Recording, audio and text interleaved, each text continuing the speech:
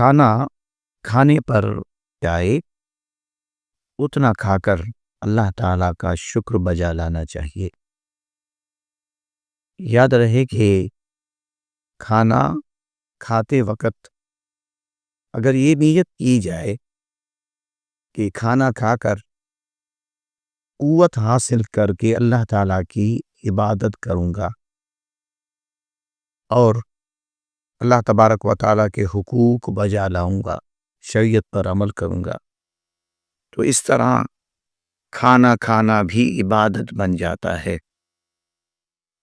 کھانا کھاتے ہوئے مناسب لقمے لیے جائیں اور کھانا خوب چبا چبا کر کھایا جائے۔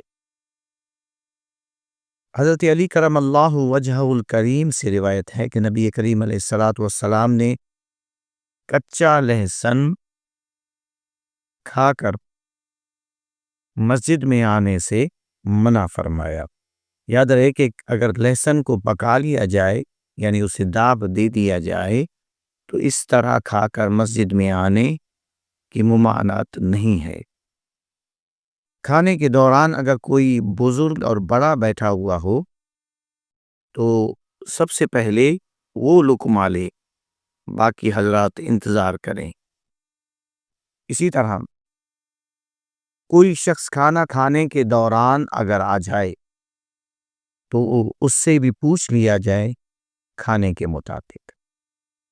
کھانا کھا کر اللہ تبارک و تعالیٰ کا شکر بجا لانا چاہیے اور دعائیں جو منقول ہیں وہ پڑھی جائیں۔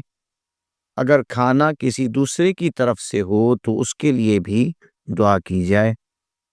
اللہ تبارک و تعالیٰ ہم سب کو عمل کی توفیق عطا فرمائے۔